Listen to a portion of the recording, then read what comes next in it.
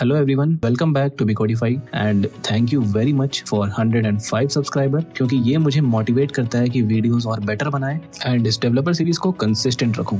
तो चलिए इसी के साथ आज का टॉपिक स्टार्ट करते हैं। वेबसाइट बना ली पर लेआउट अभी भी मेसी लग रहा है। सब कुछ सही है फिर भी अलाइनमेंट ऑफ क्यों है? बिकॉज तुमने डिस्प्ले और फ्लेक्स बॉक्स नहीं समझा है। लास्ट वीडियो में हमने सीखा था text styling, spacing and alignment and box model. आज हम उसी बॉक्स को कंट्रोल करना सीखेंगे। तो आज हम कवर करने वाले हैं display property, block versus inline में डिफरेंस, फ्लेक्स बॉक्स के बेसिक्स और रियल लेआउट का गेम। तो शुरू करते हैं फर्स्ट टॉपिक से, जो कि सबसे इंपॉर्टेंट प्रॉपर्टी है डिस्प्ले।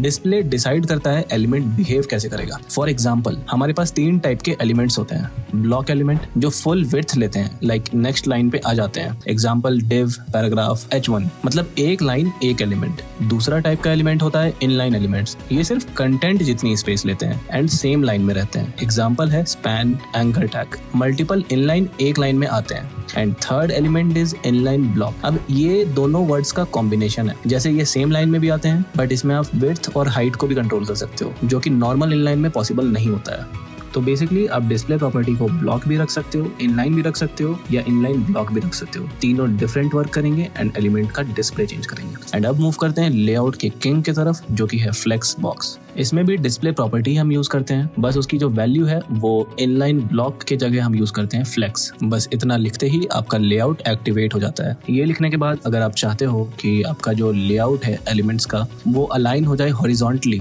तो आप यूज कर सकते हो जस्टिफाई कंटेंट प्रॉपर्टी। ये क्या करता है? ये लेफ्ट, राइट, सेंटर या फिर इन सारे वैल्यूज को कंट्रोल करता है, बट ये हॉरिजॉन्टली अलाइन करता है। सिर्फ वर्टिकली अगर आप चाहते हो अलाइन करना, तो उसके लिए प्रॉपर्टी है अलाइन आइटम्स एंड उसमें भी आपको ये सारे सेम वैल्यूज मिल जाते हैं। एंड काफी सारे interview questions and practical use में भी आपसे पूछा जाता है कि एक परफेक्ट सेंटर कैसे बनाते हैं। तो सेंटर करने के लिए आप बेसिकली डिस्प्ले फ्लेक्स कर दीजिए सबसे पहले, एंड जितने भी एलिमेंट्स उसके अंदर हैं उनको जस्टिफाई कंटेंट सेंटर कर दीजिए एंड अलाइन आइटम्स को भी सेंटर कर दीजिए, सो दैट ये horizontally and vertically centred align हो। एंड इसी को बोलते हैं परफेक्ट सेंटर। इससे कोई भी एलिमेंट कभी भी ऑफ सेंटर नहीं होगा। एक रियल एग्जांपल देखते हैं। हम एक कंटेनर बनाने वाले हैं एंड उस कंटेनर के अंदर 3 बॉक्सेस रखेंगे जिनको अलाइनमेंट कुछ देंगे हम, बट उससे पहले हम जो कंटेनर है उसको डिस्प्ले फ्लेक्स दे देते हैं। जैसे ही आप देखोगे डिस्प्ले फ्लेक्स करते ही जो हमारे बॉक्सेस हैं वो बॉक्स हॉरिजॉन्टली अलाइन हो चुके हैं, बिकॉज बाय डिफॉल्ट जो फ्लेक्स की डायरेक्शन होती है वो हॉरिजॉन्टल होती है। ओके,